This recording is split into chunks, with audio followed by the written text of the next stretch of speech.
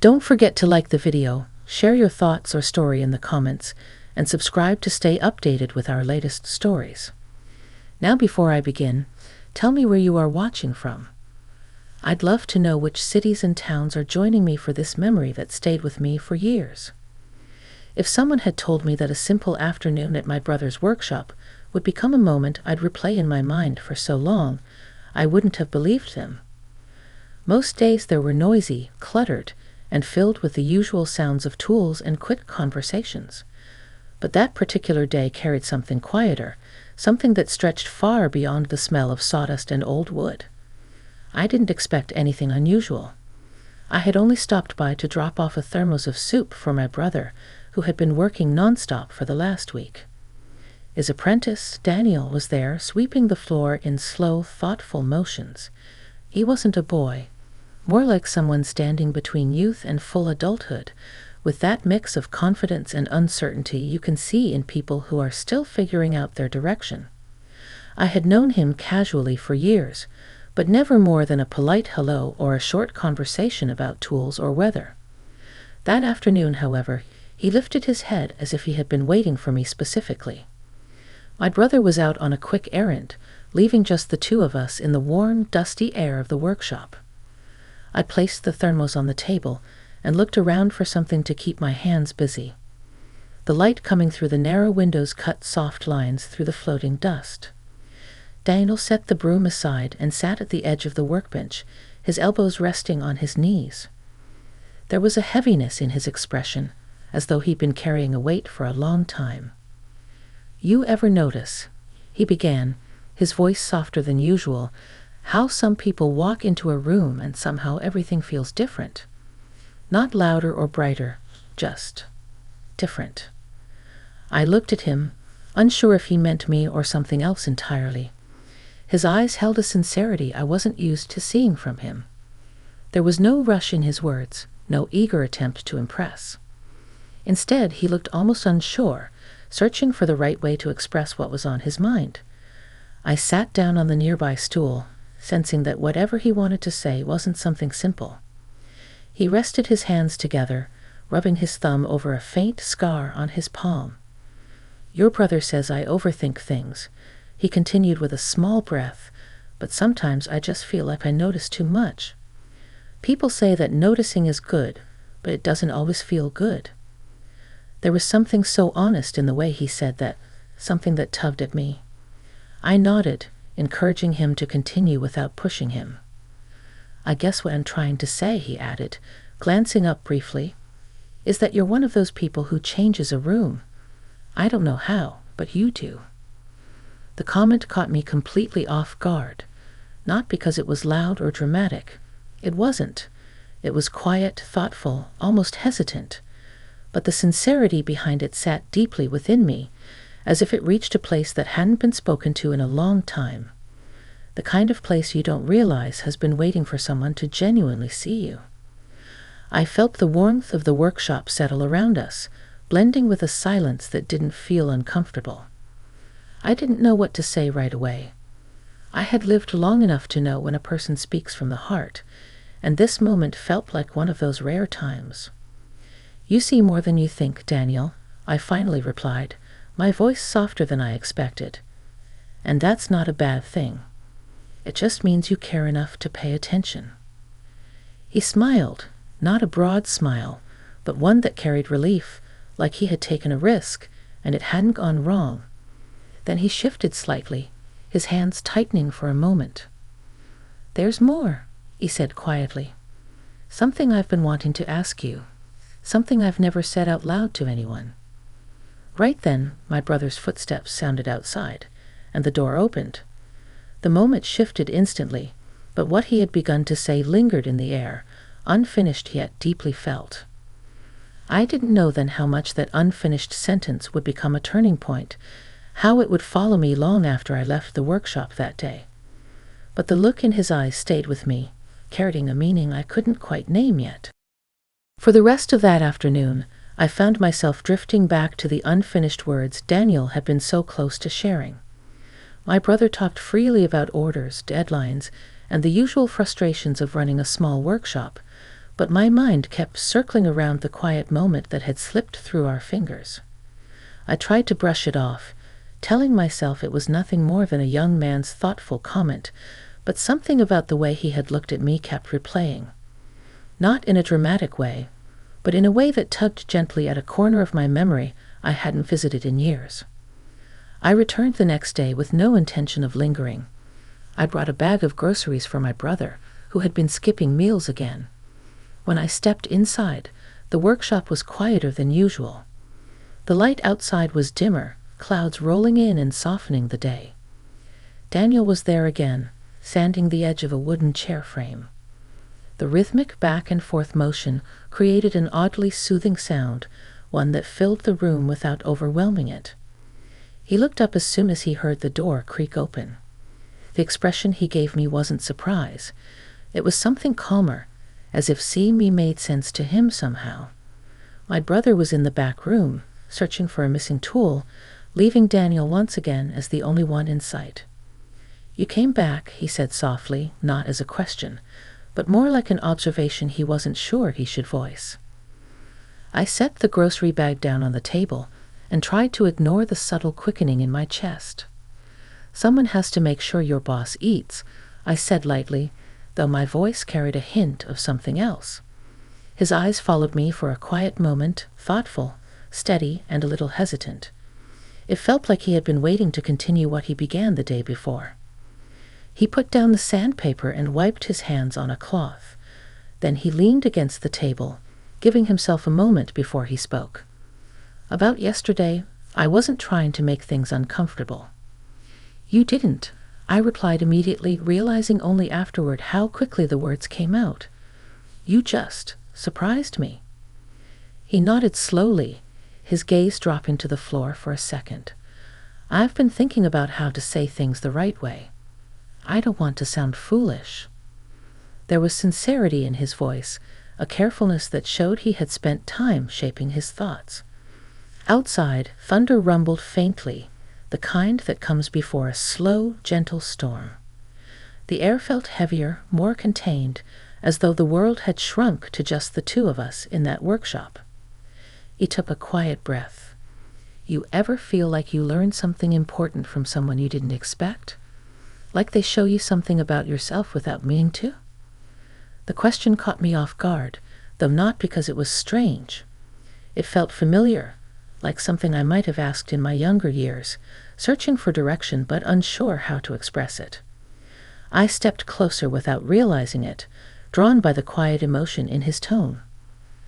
"What did you learn?" I asked. He lifted his eyes, and for a moment the storm outside seemed to pause. "That calm doesn't come from age," he said slowly. "It comes from how a person carries themselves. Most people rush through life, always reacting, never listening. But you listen, even to silence." There was a tenderness in his words I wasn't prepared for, respectful, warm, but steady enough to settle in the air between us. I felt something shift inside me, something that made me aware of the quiet strength in his presence. My brother called his name from the back, breaking the moment again. Daniel hesitated, then turned away, but not before saying, "I still haven't asked you what I meant to ask yesterday." I'm not sure if I should." I wanted to ask what he meant, but the timing slipped again. He disappeared into the back room, leaving me alone with the soft humming of the overhead light. I leaned against the table, feeling the cool wood beneath my fingertips, wondering why his words resonated so deeply. Minutes later, he returned holding a box of screws for my brother, but as he passed by me, he slowed.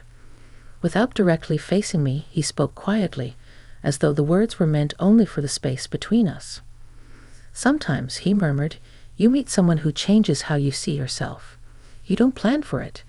It just happens." I felt the weight of his words more than I expected to. There was no pressure in them, no assumption, only honesty and a kind of gentle courage. The rain outside began tapping lightly against the roof, soft at first, then steadier. It created a cocoon-like sound around the workshop, adding a subtle intimacy to the moment even though nothing improper was happening. I know what you mean, I said finally, my voice quiet enough that only someone really listening would hear. Daniel paused then, turning just slightly, enough for me to see a hint of relief in his expression. It wasn't dramatic, just a simple acknowledgement that I understood him more than he expected. Then my brother walked back into the room, shaking his head about some missing tool, and the three of us slipped back into the rhythm of the day as though nothing had been said. But inside me, something was shifting. Not loud, not reckless, but real, an opening I didn't know I still had. As I walked out into the steady rain later, I realized I still didn't know what Daniel had wanted to ask me. Yet something told me that sooner or later, the words would find their way out. The rain didn't let up for the next 2 days, leaving the air cool and heavy with that earthy scent that follows long storms. I kept thinking about Daniel more often than I meant to, replaying the way he spoke, the pauses between his words, the quiet steadiness in his eyes. I told myself it was simply because he had caught me off guard, that it was nothing more than a moment of unexpected honesty. Still, the memory lingered in a way that felt deeper than curiosity. By the third evening, the sky finally cleared. I decided to visit the workshop again, partly to bring my brother dinner, and partly because leaving things unfinished had never sat well with me. When I arrived, the workshop was lit only by a single overhead bulb, casting soft shadows across the tools and wooden frames. My brother had stepped out for a delivery, leaving the room unusually still. Daniel was sitting at the workbench, hunched slightly over a sketchbook. I didn't even know he drew. He didn't hear me enter at first, so I watched him for a moment, noting the focus in his posture. His hand moved carefully, shaping lines with a precision that surprised me. When he finally looked up, his expression softened with something like quiet relief. "You're here," he said, his voice carrying that familiar gentleness. "I brought food," I replied, setting the bag down. "Your boss will forget he's human if someone doesn't remind him." A small smile curved on Daniel's face.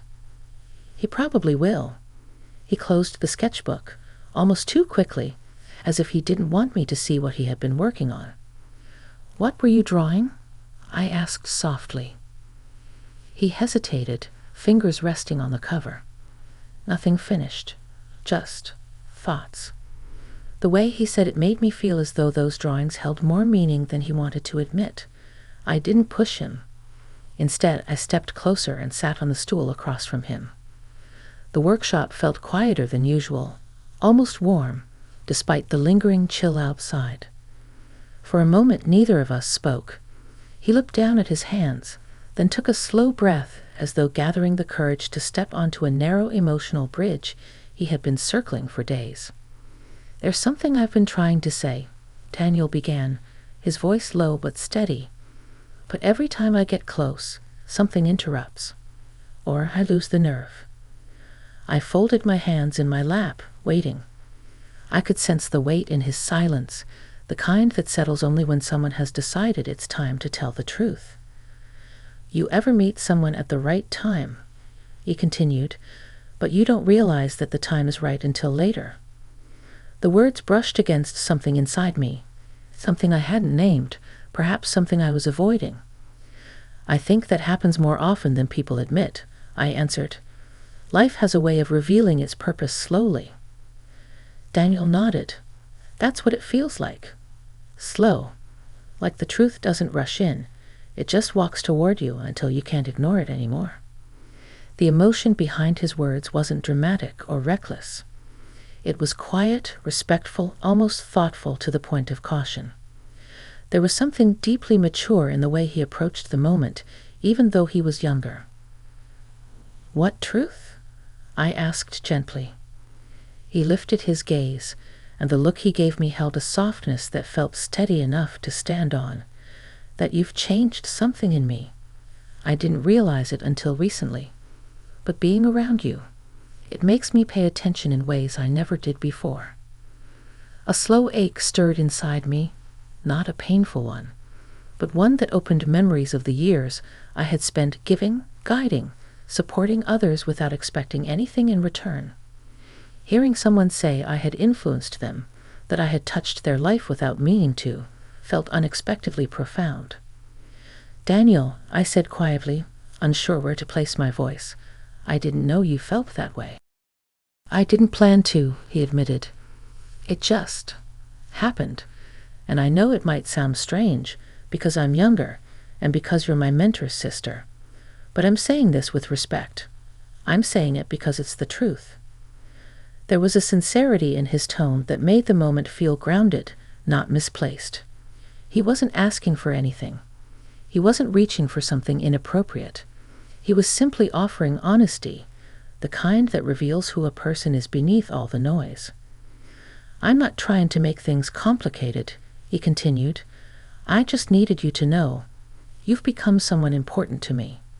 Not in some impulsive way. More like a steady place I didn't know I needed."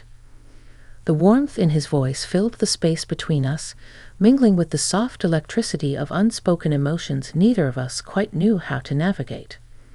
Outside, a faint breeze brushed against the windows, shifting the shadows inside the workshop. I felt myself breathe in deeply, grounding the moment. "I hear you," I said softly. "And you haven't said anything wrong. You've spoken from the heart, and that takes courage." He exhaled, shoulders relaxing as though he had been holding that breath for far too long. "Thank you," he murmured. "I didn't know how you'd react."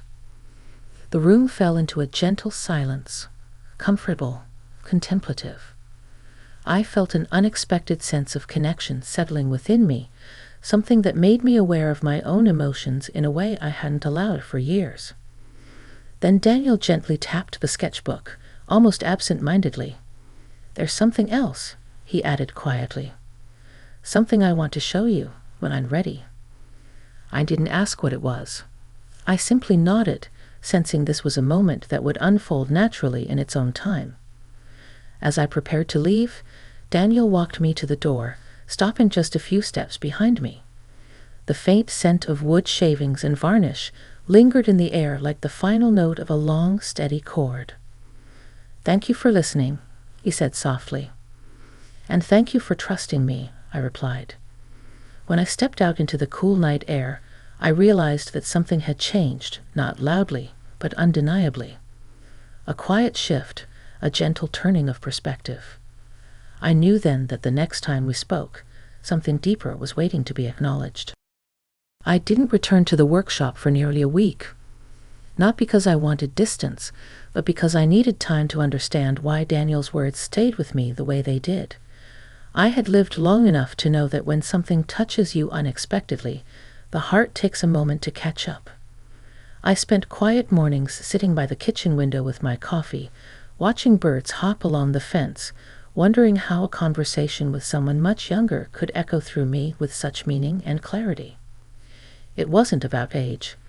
It wasn't about circumstance. It was something else, something rooted in sincerity, in the way Daniel spoke with a kind of openness rarely found in people who haven't lived decades of life yet. His honesty reminded me of parts of myself I had tucked away, the part that appreciated being truly seen, the part that responded to gentle courage, the part that understood the weight of being important to someone without expecting anything in return. Eventually, the feeling of unfinishedness nudged at me again. So one cool afternoon, with the air soft and the sunlight settling into that golden hour that makes everything look calmer, I walked to the workshop.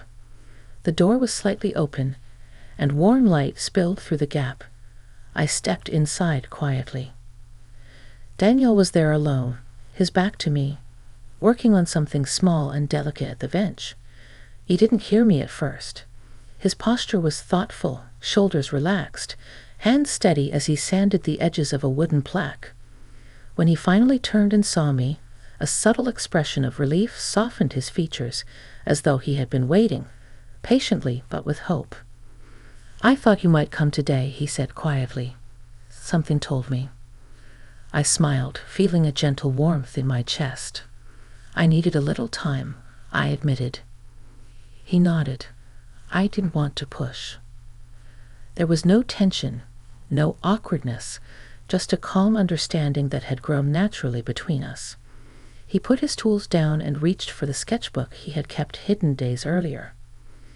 "Do you remember," he began, "when I said there was something I wanted to show you?" "I do." He opened the book carefully, turning a few pages until he reached a drawing protected by a thin sheet of tracing paper. Then he lifted the page, revealing the sketch beneath. It was me. Not in any embellished or dramatic way, just me, sitting on the stool at the workshop, hands folded, listening with quiet attention. He had captured something in my expression I didn't even know was noticeable. Calm, patience, something steady and warm. The lines were gentle, the shading precise, but not heavy. It felt like looking at a truth rather than a portrait. "I drew it the day you left after our first conversation," he said, his voice almost a whisper. "I didn't mean for it to look meaningful. It just came out that way because that's how you seemed to me." I traced the air above the page without touching it, moved in a way I hadn't expected. "Daniel, this is beautiful." "It's honest," he replied. "I wanted you to see how you appear to someone who notices the quiet parts of people." The room felt impossibly still, not tense, just filled with a kind of soft significance I hadn't felt in years. The drawing wasn't romantic, nor was it dramatic. It was respectful, thoughtful, and deeply human. It was a reflection of the connection that had formed between us, unexpected, gentle, and steady. He closed the sketchbook and rested his hands on it, looking down with a slow breath. "I know this won't change anything about your life," he said, "and I'm not asking for anything. I just wanted you to know how much your presence has mattered to me. You've helped me see myself in ways I didn't before." His voice held no expectation, only gratitude, only respect. I stepped closer, the familiar scent of wood and varnish lingering in the air. "You've reminded me," I said quietly, "that being seen isn't something reserved for the past. It can happen at any point in life, even when you least expect it." He looked up, and there was something in his expression, soft, steady, grounded, something that would stay with me long after this day ended. "You gave me that without trying," he said. "And you gave me something too," I answered. "A moment of clarity, a reminder that connection doesn't follow rules. It just appears like a warm light in a room we didn't realize had gone dim." We stood there for a moment, not touching, not crossing any lines, just sharing a silence that felt meaningful in its own right.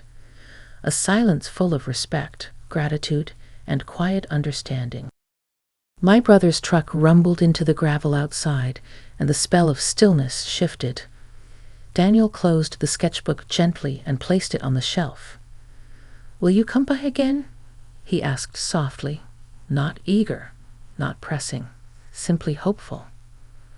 "I will," I said, "not because I have to, because I want to." His shoulders eased at my words, and a peacefulness settled across his face. The door opened behind us, and the ordinary sounds of the workshop returned, but something between us remained, an invisible thread woven not from impulse, but from sincerity. As I walked home that evening, the sun dipping low behind the rooftops, I realized the memory of Daniel's words, his drawing, and the quiet truth he offered would live in me for years.